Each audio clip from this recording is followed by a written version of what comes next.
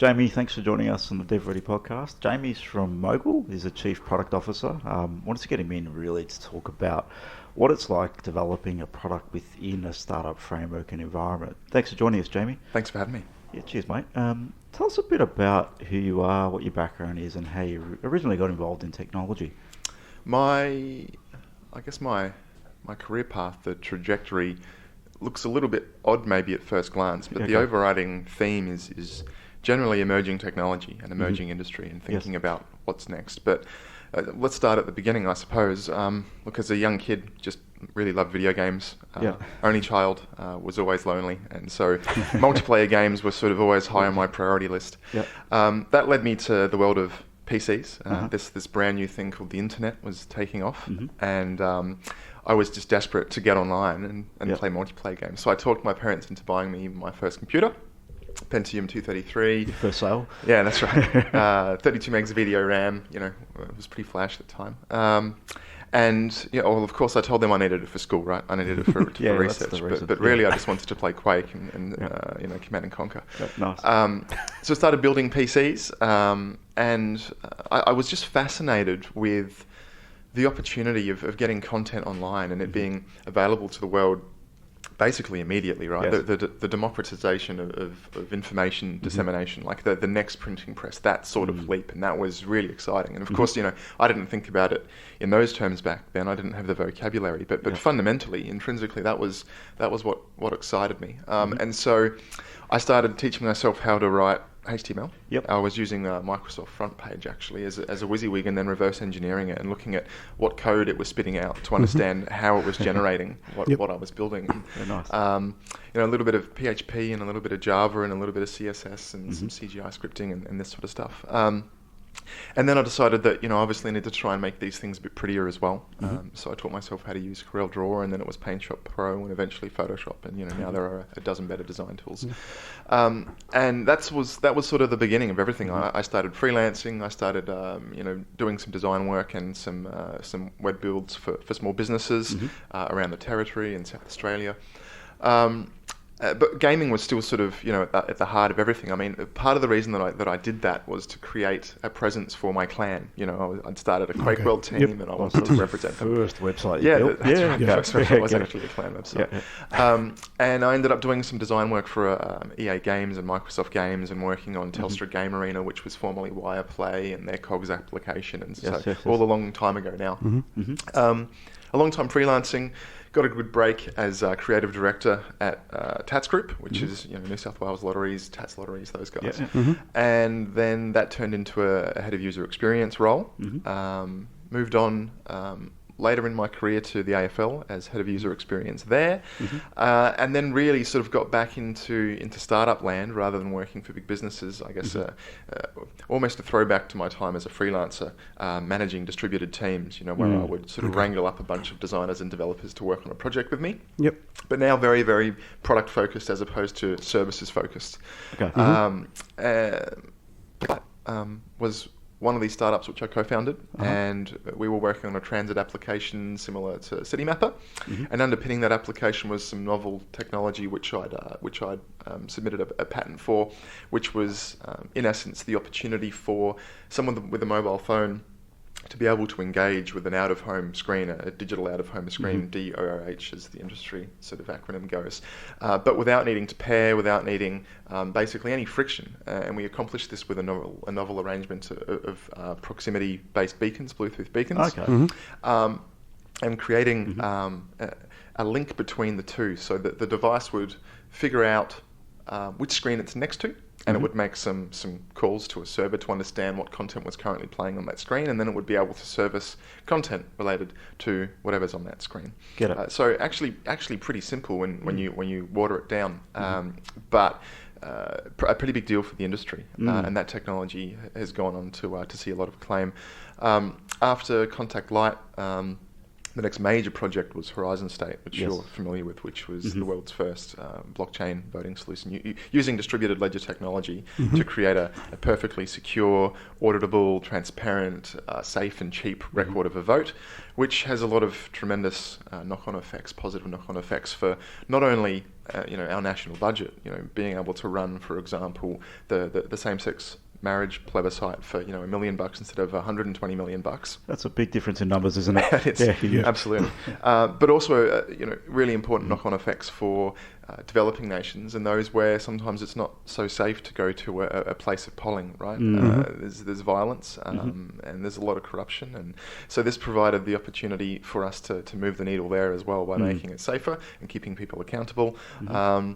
And look, really, probably more proud of that piece of work than anything I've worked on. There's these light bulb moments throughout life, and I've had some great ideas and worked on some of these great ideas, but that for me is probably the most special because it meant the most. It's the most profound. It had the greatest opportunity for impact, for change. And yeah, look, as you mentioned, currently at Mogul, which is Australia's first listed esports business.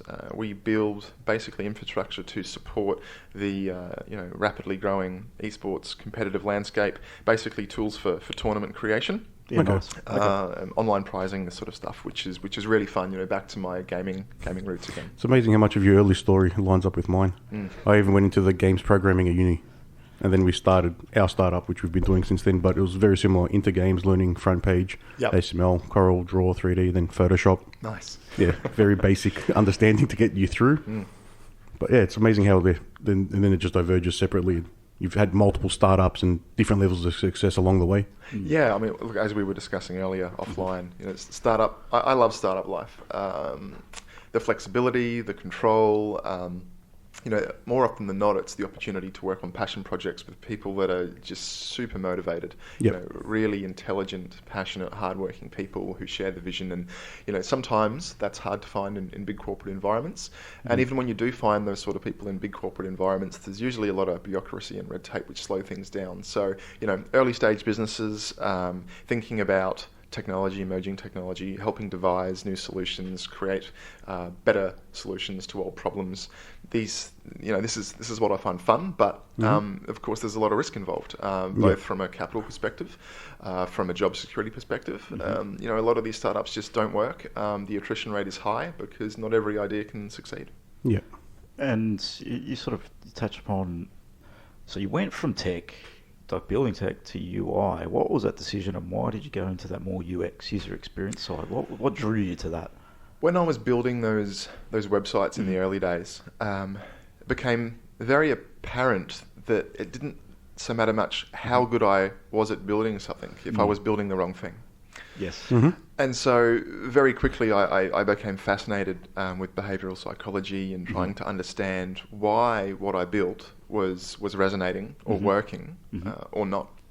Okay. And that's more a design problem than anything else. The technical implementation, how you go about executing, that can be achieved masterfully for both good and bad solutions. And I really wanted to focus on first and foremost the right solutions, and that really led me down the path of design thinking and user experience. It's good that you had that realization very early. Yes, it took us a while to get there as well. So yeah, it doesn't matter how good you build it. Having that, if you build it, people will come mentality doesn't get you anywhere. That's right, yeah. So the behavioural science side, dive into a little bit on that. So what have you found over your journey around what works, what doesn't? So what are some things that people can think about? Look, I think lowest common denominator is unfortunately very important. It's about, first and foremost trying to establish a very rich understanding of your audience. If you're building product without, going to market and trying to understand your target market, or first establishing truly what that is, otherwise product market fit's going to be really, really hard. But once you have, making sure you're doing appropriate amounts of research, things as simple as surveying, but generally in product and digital product, sentiment can be misleading, opinions can be misleading. The most valuable sort of trials and tests you can run about understanding the preference and behavior of your potential target market is things like usability testing, where really what you're doing is understanding behavior. You're looking for what they do, not what they say they do. Really, that's what it comes down to. And I think, you've touched on that. So we can run up with a survey and basically ask a few questions, but that doesn't then generally mean they're going to use your application at all. The challenge you have when you're in a startup world to get the usability testing, that can mean some significant investment. So where do you see drawing the line from that? How far do you take it to get to usability? Do you need a full-fledged product? Where do you see the first testing starts? Look, there's some really simple, lo-fi, cost-effective stuff you can do, which is still just better than asking people their opinion. This is, as simple as paper prototyping, literally scribbling down some UI on paper and rocking up to your local coffee shop and asking people whether they'd basically take this quick test with you in exchange for a free cup of coffee. It's going to cost you $3. It's going to take them 2 minutes. You really want to basically pretend that they're using a real product, but they're not. And as simple as if you wanted to update your account details across these 3 scribbles, which buttons would you click on? It's a crude example, but it's absolutely practical and it helps a lot. Because you have to get away from people telling you what you want to hear. And then, right. Surveying a group of people that are all very similar, that will provide similar answers as well. Confirmation bias and that willingness to have your own passion and belief reinforced is an easy trip. Especially in startups, I've found as well. People just discard the opinions of other people who don't agree with them, and then if these people have said it's going to work, so we'll go down that path. And ignore the others because they believe in it. And it's tough, because most founders will get criticism for their ideas, about those ideas, in more than one forum. Usually when they're seeking investment, there's just a lot of no's. It takes a certain degree of intuition, maybe something which can't really be trained or taught, to understand what advice to be taking, what criticism to be accepting, what praise to be accepting, and what not to. I think there's just a matter of judgment there, which is, it's not really something where you can say this is how you make better decisions about feedback. So it's a tough one to answer, but certainly people need to remain, I think, as conscious. And as accepting and as open-minded about the potential for feedback, and just thinking really critically about what feedback they're accepting, what feedback they're paying attention to, because sometimes you go against the grain and you get nothing but no's and criticism, and it turns out to be a tremendously good idea. And Airbnb is a fascinating example of this, which is heralded as the worst idea that ever worked because they really struggled, and nobody thought it was practical. Nobody thought it would ever be entertained. By a consumerist capitalist population. Like, why would I have a stranger stay in my spare room? Get it. But it's all just part of that broader sort of kind of sharing economy in a way, which has emerged, and it's really exciting. And those sorts of ideas, they actually go on to change culture. They change, the human condition and the fabric of society. A lot of people talk about how we're becoming a little bit more antisocial. I actually see the exact opposite. I think anecdotally you can pretend we're becoming more antisocial, but we're now happy to get into cars with strangers, Uber. Think about that. It has changed. Strangers, I think it was that way. I think you think back 100 years ago, people they would say they're more social and connected and willing to talk to a stranger, and I think that changed and shifted, but it seems to be coming back that way now, which is great for everybody. Just in that time, a stranger was the guy you saw down the street. Correct. Now it's anywhere in the world. So we are more connected, but...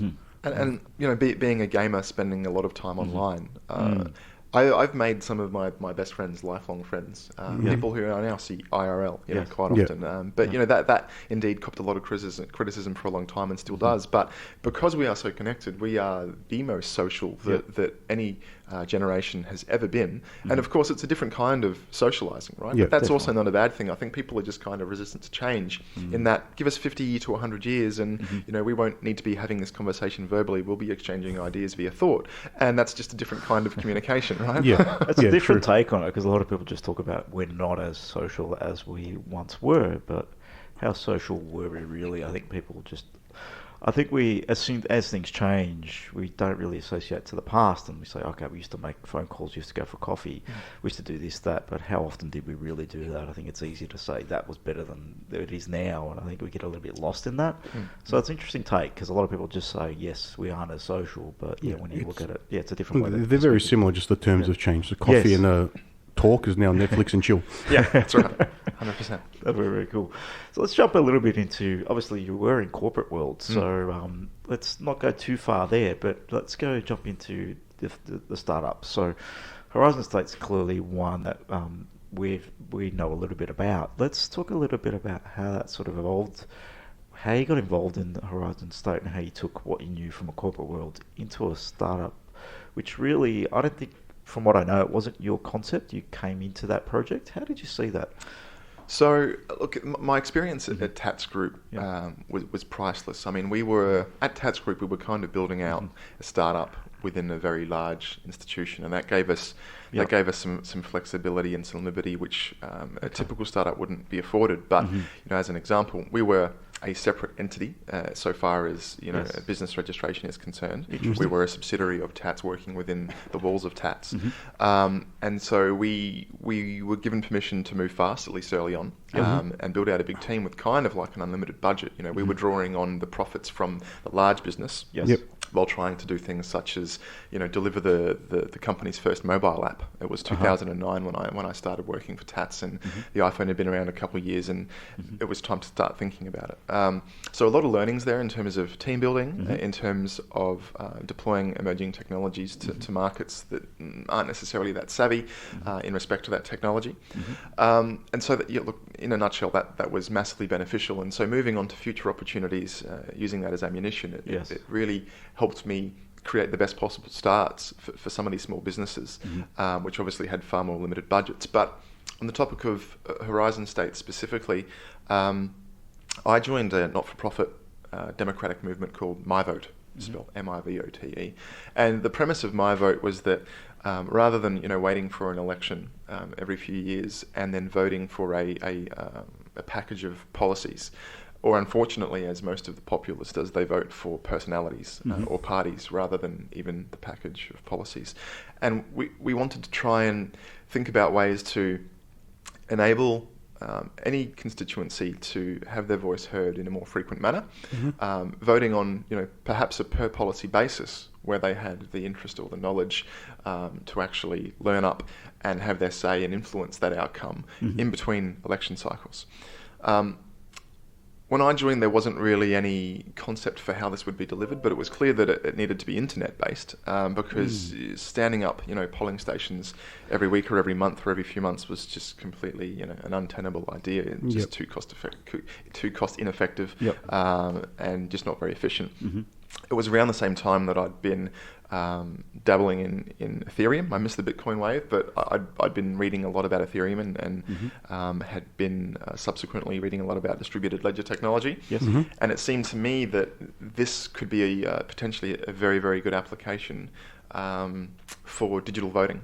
In that, if you think about a Bitcoin, and if I'm to transact with you and send you part of a Bitcoin, well, there's a confidence that transaction is immutable, it's irreversible, it's perfectly transparent and audible. It's basically all of the things that would make a fantastic vote, right?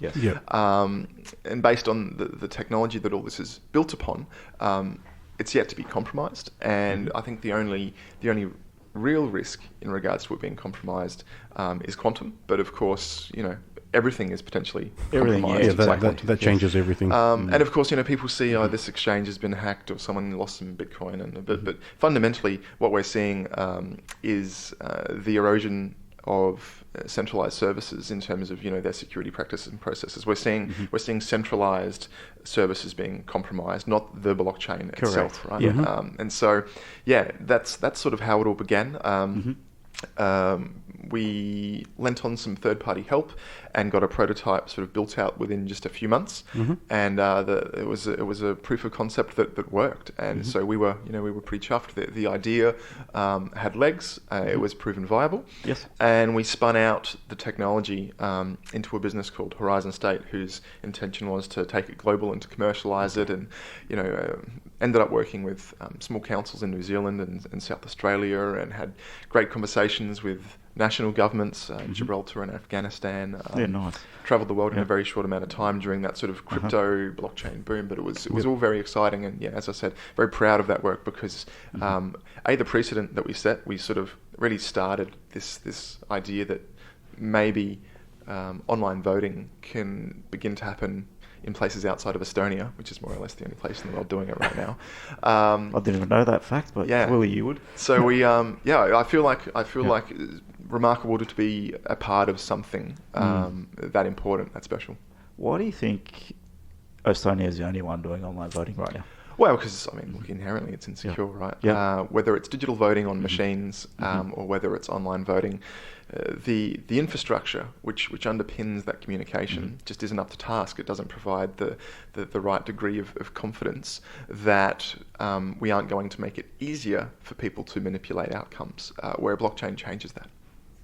In terms of the blockchain, you're obviously trying to make a massive change here. So you're going into talking to governments around taking voting, one, online, and then two, bringing this whole new technology and educating them around blockchain. How did you find that approach, being a startup, trying to make this massive change? Because we're not talking about a startup that's trying to make a little impact here. Yeah. One that's trying to deliver significant change across the globe in the way we perceive how we vote and how we actually do run democracy. And using a technology that most people think is a fad or a bubble and not have a real use. Look, immensely challenging is the short answer. Look, I think in many ways, we were the first. We were leading edge with this idea. So, the common phrase about timing is everything in startup land. Yeah. Look, arguably, I think when I started that journey 4 or 5 years ago, it was too early. And that was reflected in many conversations. I mean, look, government moves really slow by default. And so when you take really slow-moving institutions and you want to push them into innovation with technology which is either not understood whatsoever yet or maybe doesn't have the appropriate amount of testing and DD completed from their perspective, thinking about their risk, what they take on by adopting certain new technologies, and then thinking through the behaviour change for the constituency. There is a whole lot of factors there which are just real tough. Like they're things that which you're talking about a journey which probably needs to take decades rather than just a few years before it becomes well and truly a reality in all of the places you want it to. So, I'm a firm believer that this kind of technology will be used precisely for those purposes, but we won't see, large national elections using it probably still for another 5 to 10 years, I'd say. Okay. I'd say could be even more potentially. It's an interesting conversation. So, and I think it alludes to the fact of if you're a non-tech looking to build some technology, understand what challenges you might have in the market, trying to make an impact like you were, I think, understanding what the regulation is, what the type of people you're dealing with is, and understanding the industry. How did you go about that? Was the thinking just the tech's that great and the idea's that great, we'll be able to do this? What was the initial thinking behind it? Well, look, I go into all of these ideas understanding that they might just fall over. They might not work, right? It could be the greatest idea. The technology could be the best. And sometimes it just doesn't work. Timing is probably the biggest factor there. I think it's Mark Andreessen, creator of Netflix, who famously said that every idea that failed during the dot-com boom and bust would now work.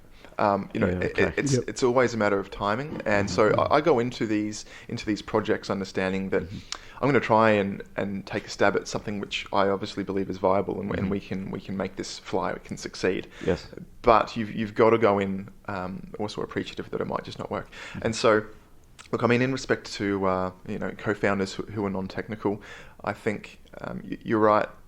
It's usually a benefit rather than a detriment, but you've got to make sure that you're putting your best foot forward and doing the best possible job at communicating and educating and hand-holding.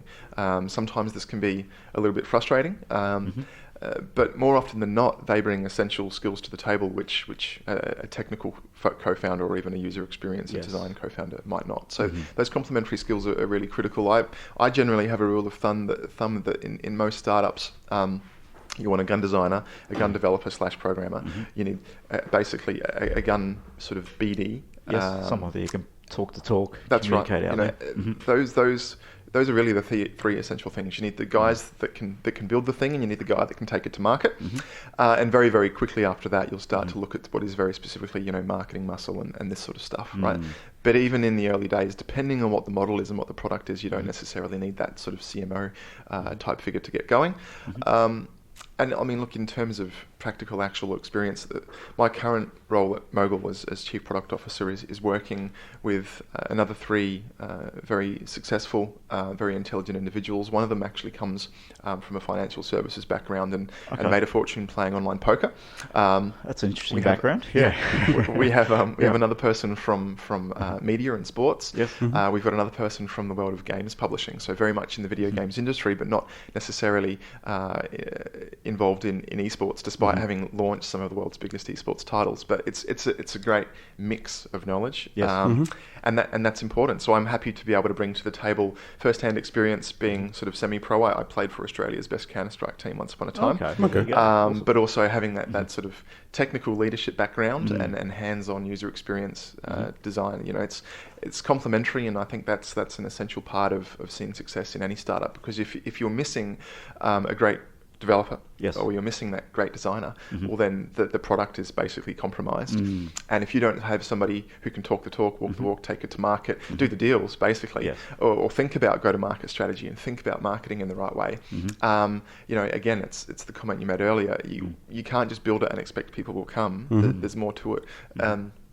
Peter Thiel, obviously famous investor in Facebook, he doesn't even necessarily believe strongly in you need to be 10x better than your competitors to succeed.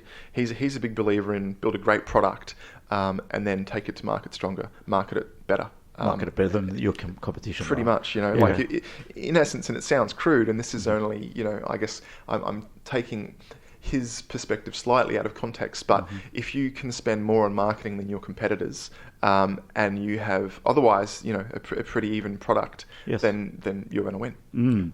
It all comes down to marketing dollars and how well you build your brand in the end. Because I think people get a little bit lost on, let's just build the tech, and like I said, hopefully they come.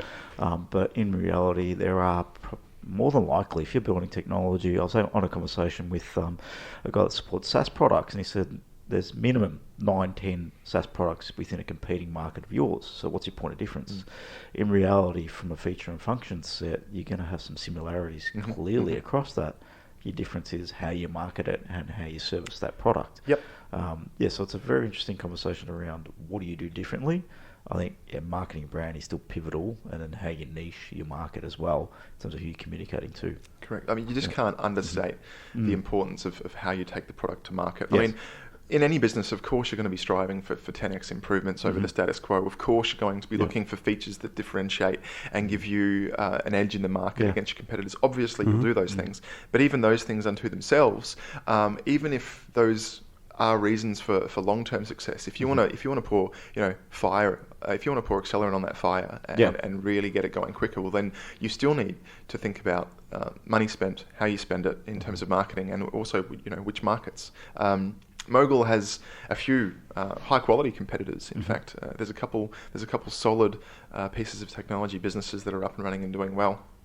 And so for us, obviously we've got some really exciting stuff which is about to drop, which will give us an industry lead. But we aren't expecting that industry lead all of a sudden makes us the industry leader, right? We have to think about where we take that technology, into which markets, at what time, how much we're spending. This is all really essential stuff, because having the best tech more often than not isn't enough alone. Yeah, and we're sort of finding that with our retail product that we have, our other startup. It's very similar to the competition that's out there. We came late onto the market compared to them, but the message that we have and the extra services such as the support that seem to be making the difference and resonating with the users more. So sometimes not just about the tech at all. So I think you touched on it there. You're going to have now, but it's about timing too then. So if you're building and launching some new tech that's going to be different and differentiate you, that's not going to last forever either. Correct. Unless you've got some real patterns behind that and they can't touch it. But in reality, you can shift and twist a few things and all of a sudden you get something very similar. So then you need to have the marketing budget and the capital to actually push that out, especially if you're playing a big game. So Mogul, what are the plans for Mogul? How big is the team right now? What are you looking to do? How have you brought the team together? What does it all look like? Look, the business has been around for a few years now. Okay. The product's been up and running for about 1.5 or 2 years. Okay. I've been with the business for about a year. So I was brought on around this time last year to really rethink parts of the product and also help rethink some of the strategy for commercialization and how we take this product to market for what purpose, for which audience. Okay.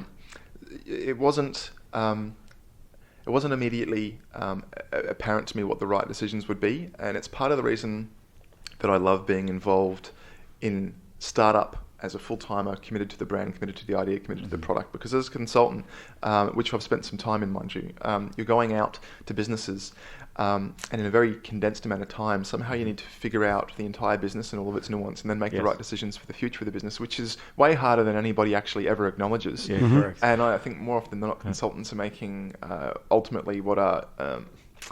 let's just call them less than optimal, decisions for the business based on that toughness of time.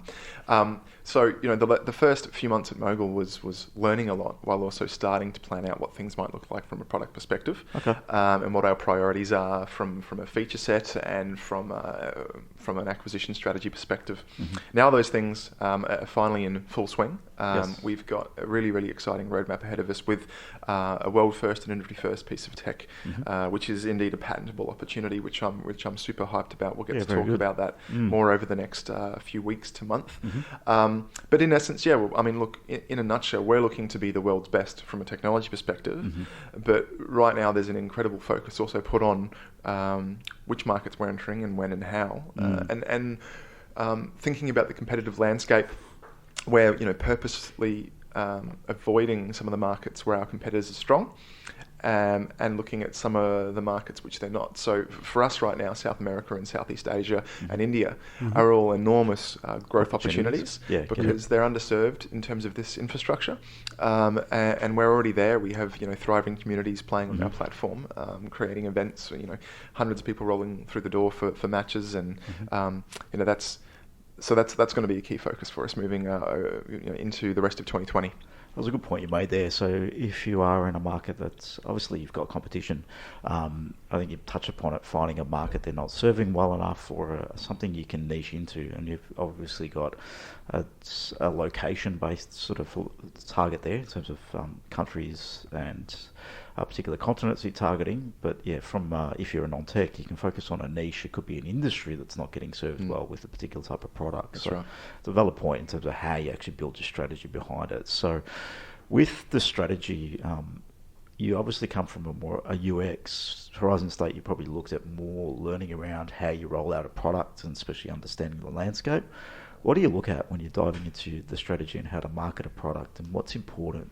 What do you believe is important in that area? I guess at its core, these are still kind of, in a way, all user experience questions, right? They're design questions, in that thinking about the markets we're leading into, and it's already been revealed through some actual usability testing, is that expectations are different market to market. Okay. I think localization and experience adaptation based on those locales is often something that's overlooked. There's a massive marketplace in Japan, which just most recently it's gone against what I'm about to say in some ways, but Rakuten used to have not only localization in terms of language, being able to visit it as a Westerner and seeing it in English versus being a local in Japan and seeing it in Japanese, but the entire experience would shift in pretty significant and stark ways. The Japanese site looked like a busy newspaper, and the Western site like a beautiful Apple advertisement. Yeah, interesting. And this is quite smart in the sense that you have to do different things in different markets to establish credibility. The Japanese prefer things typically that are information dense.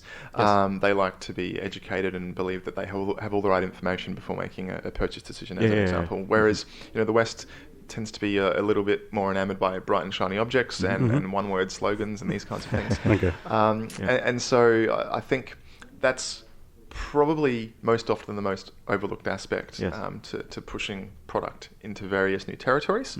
And ideally, you'll create some kind of universality, because otherwise the burden and the debt builds up way too fast in terms of, basically having 6 different products for 6 different markets. It's challenging, isn't it? Yeah, absolutely. to manage that. But I think if you can think beyond just language, create universality to the best of your ability. But if there's an opportunity to make changes or create points of difference for different markets, where the research suggests you should, the rewards for that are usually quite great. Okay, well, that's an interesting take, because a lot of people can build a product and put it out into many markets and leave it exactly as is, and you find you might hit with one market and not others. And I think that goes with any sort of communication. We want to know who our customer is.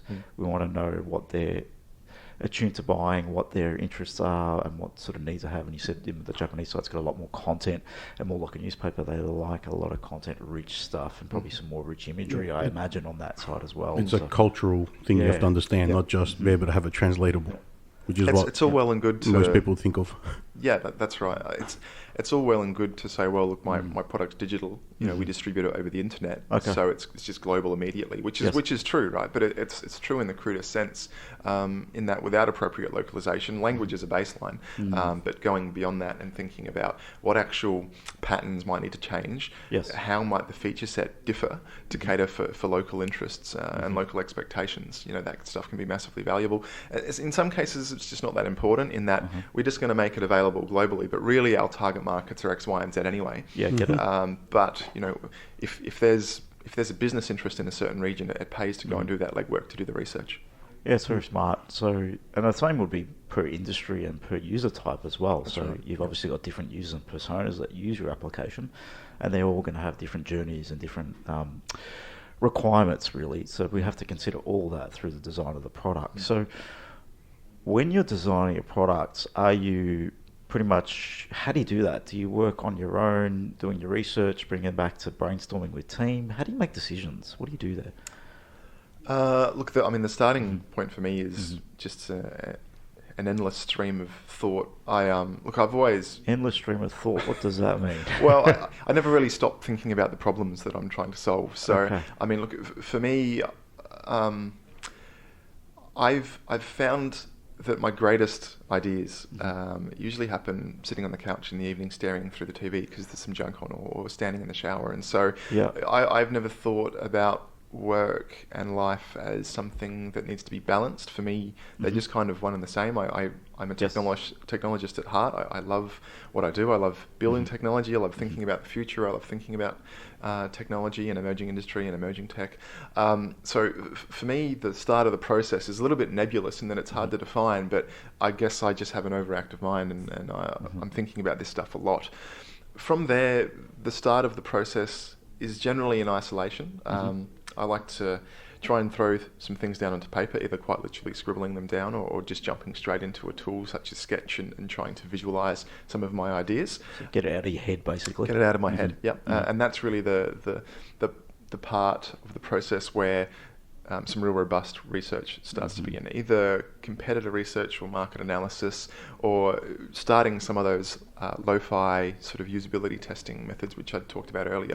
As soon as you've got anything, test it with somebody. Ask them what they think about them. Try and use it. Yes.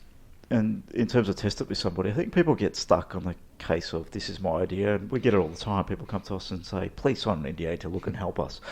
What do you think about that? Is it better just to put it out there? In reality, we're all in the same place. A lot of people have the same ideas and concepts. So do you think it's an advantage just to put it out there and tell people what you're up to, or how do you approach that?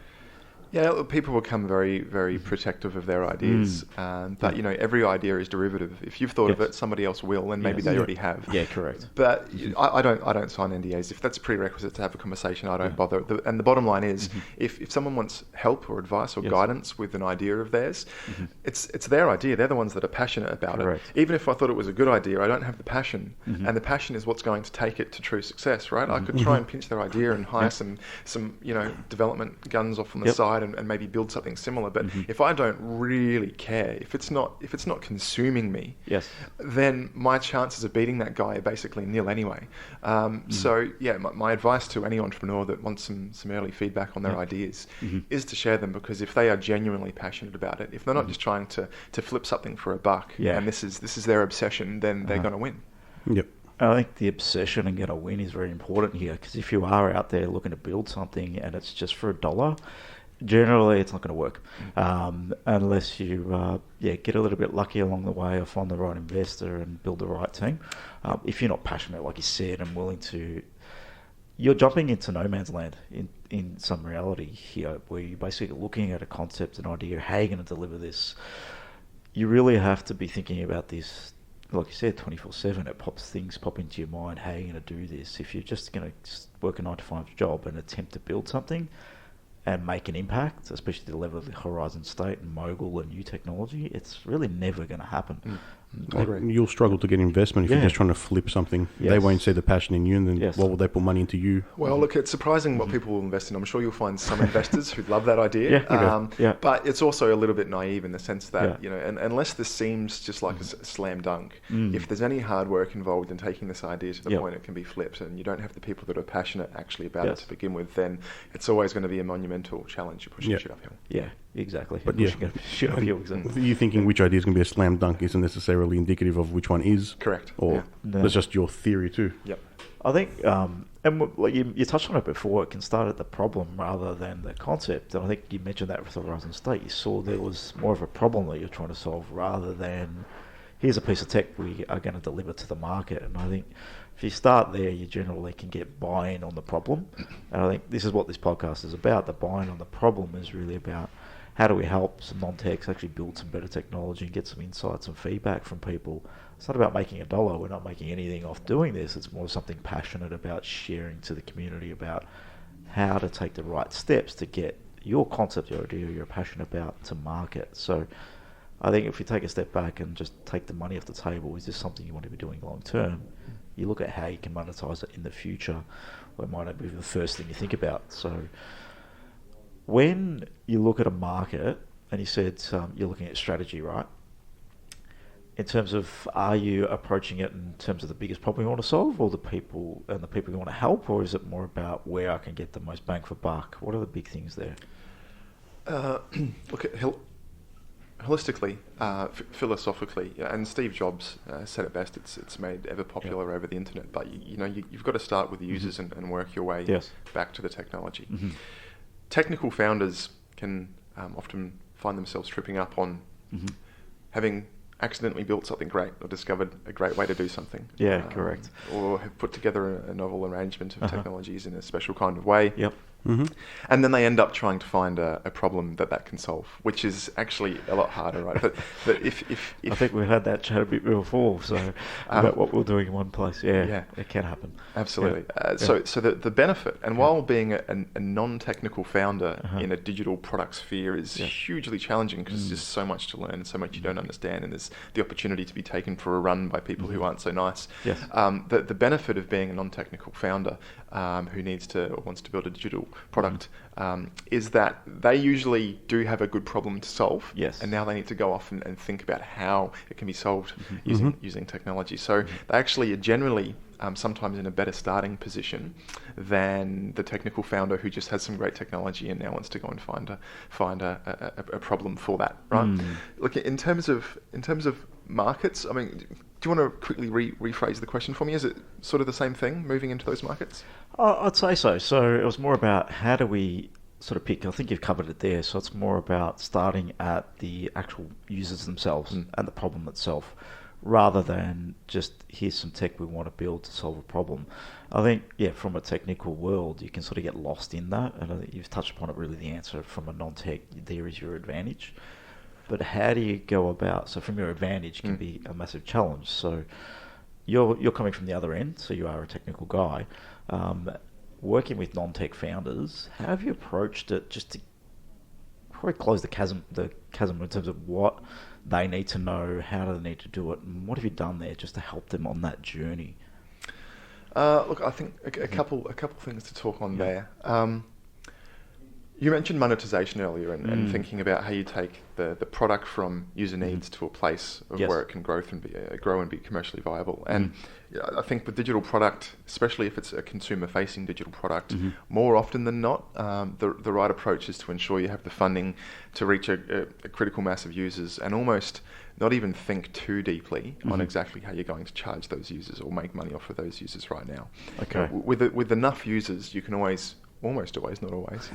You can almost always figure out a way to make money, but you need the users first. And most digital products struggle with this concept, especially when it comes to non-technical founders. I think non-technical founders who don't necessarily have an existing grasp on the realities in respect to building out a large, captive, sticky audience and network effects are in full swing and virality has taken its hold. A lot of the time, there might be too early a focus on revenues. And I would just suggest, and a lot of the time, it's through extensive, repetitive conversations that chasing early revenues is important for most early stage business owners because obviously they've sometimes got investors that expect to make a return. Yes. And their definition of what success looks like is usually monetary based. Even though the pursuit might not be driven by money, they've got a real problem and they've got a real solution for it, and it's their passion project. But fundamentally, it's a business, and we live in a capitalist society, right? So to actually turn that into some profit, right? Goalposts are dollar based, not user based. Now, if we think about our faces for a moment as a revenue pie, looking at revenue opportunities too early can basically cut off the nose a little bit of revenue in spite of the rest of the face, which is the actual opportunity, right? It's the larger opportunity, and so it's really, really important that I think non-technical founders make sure that they're as comfortable with the idea as possible. That there's going to be a period of burning cash. Yes. On the path to success, when hopefully you turn a few important levers, and all of a sudden that money starts to rain. It's a tough balance, but taking money too early does a few things. One is what I just explained, which is that you create a scenario where you've potentially compromised long-term revenue for short-term revenue. Yes. And the other thing it does is put a value on your business basically immediately, which is actually not where you want to be in a digital product business. I mean, huge valuations aren't gotten to because you started charging users early and making revenue early. Huge valuations are assigned because you don't have revenue yet, and people are thinking about what the potential is. How they can actually make some revenue out of this with 1 million users, for example. Interesting point. So what would you recommend? I'm a non-tech. Do I bootstrap this thing? Is that a better way to do this, to look for really early stage seeds? If I'm in that world, how have you approached it in the past? There's obviously a juggle there. As soon as you bring on, if it's reasonable cash and investment, you're clearly going to have pushback from investors, how we generate revenue, but that can, like you said, impact what you do now for the long term. So you might focus too short term. So it is a tough one to balance, but what have you done in the past? What have you found has worked, and what have you found really hasn't? Look, a prototype beats a PowerPoint deck every day of the week if you're trying to raise capital or do anything really. Prototype obviously beats a PowerPoint deck in terms of actually getting feedback on the product and establishing an idea of product market fit. But I think the simplest, most important advice here is, ideally, bootstrap, get something working as fast as you can, even if it's super crude, because you need to validate that product market fit. If you go too far down the path and you've taken on a lot of money, then sometimes you're stuck trying to make things work, which you probably fundamentally shouldn't have or won't. And you're stuck in a very awkward position then, where you've continued to raise money without having really gotten it to the point of establishing product market fit first, and that's a really tough place for everybody involved in that sort of business relationship. It's more to be in. Buying into the idea than the vision. So, prototype, get it out to market, try and get some validation, and if that validation doesn't exist, then it's hard, but you kind of just have to cut your losses. Whether you've spent 30 grand or 300 grand standing up that minimum viable product.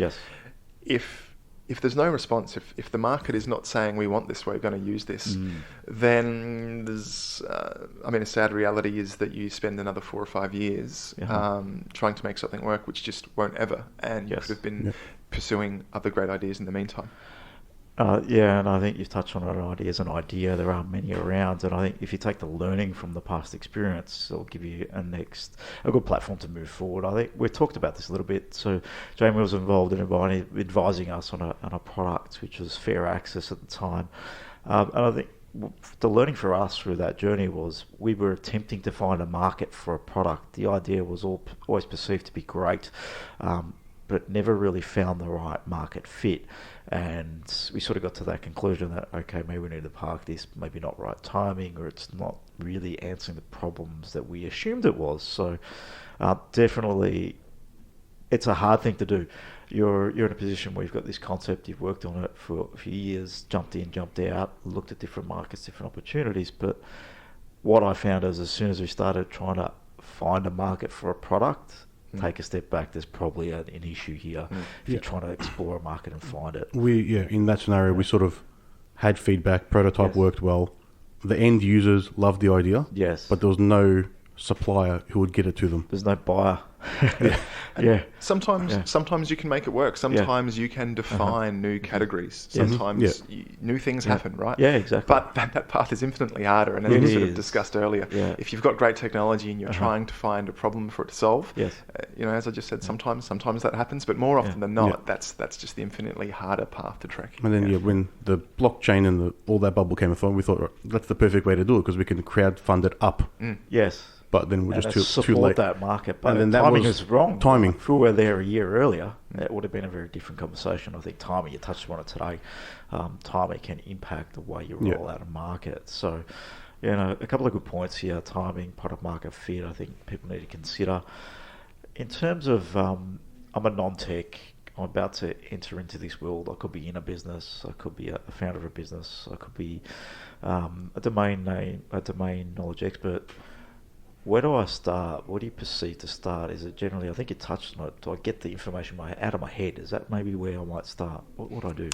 Yeah, I think we've sort of covered off that in a few ways through the conversation, but the 2 points really is getting it out of your head, moving as fast as you can towards even some very crude guerrilla sort of usability testing, pen on paper stuff.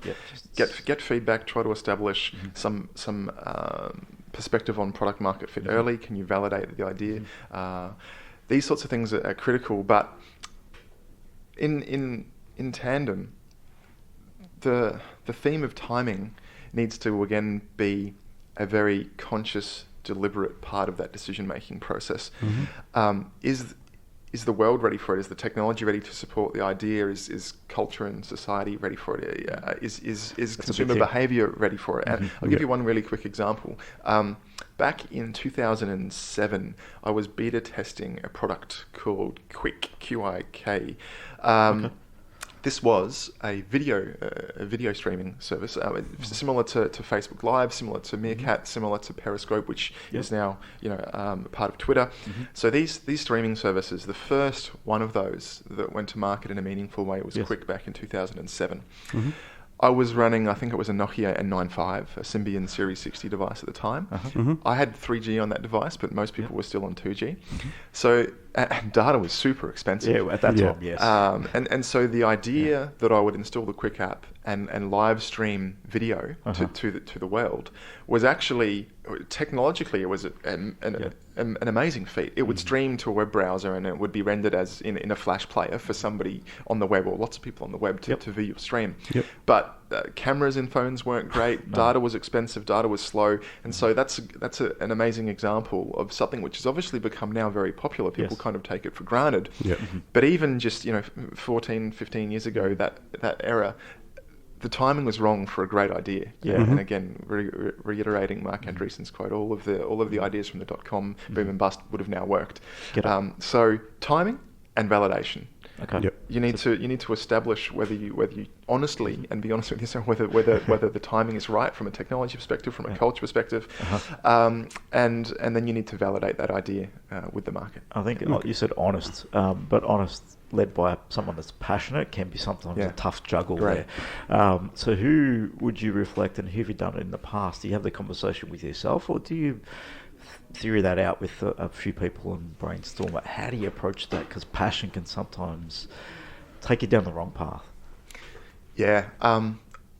It's not going to be a particularly helpful answer. Yeah, that's okay. But sometimes you just need to make your own mistakes. You know, sometimes you can't learn something without having failed. Yeah. And so for me, it's become part of my personal discipline to think about those things as objectively and as critically as I can, because I failed in those areas in the past. You know, I've made those mistakes, and so weighing up your passion versus the honest appraisal of those two key factors, it can cloud your judgment. Yes. And you'll know soon enough if it has, because you'll have failed. It could be as well how much conviction you have for the idea rather than the passion, because then it's, can you survive the feedback? Correct. And look, say, I believe this is going to work, doesn't matter what everyone else is telling me, and have it succeed, which has happened in the past. Look, and I'm kind of using those terms interchangeably, but conviction is a terrific word for the point to make. The conviction is a prerequisite for success, but the conviction can also cloud your judgment in respect to those two things. Yeah, not very, very good. Now, in touching earlier with so you sort of said you have to assemble a great team like the Avengers and get your startup off the ground. So when you're starting up and you've got some prototyping done and the validations come across and everything's looking good, would you say get a team as quick as possible, or is it okay to start with some advisors to help you along the way till you're ready for that team?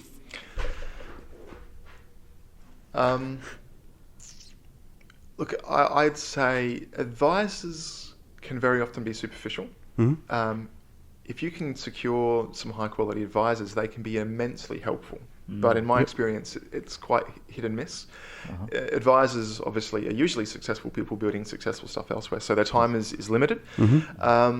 And sometimes they're just not the right advisors either. So look, I'm not saying don't try and build out an advisory board to help you, but the value that they can add, well, you know, mileage may vary. That's the bottom line. So an example we've seen a few times with the non-tech startups is they engage with a development team.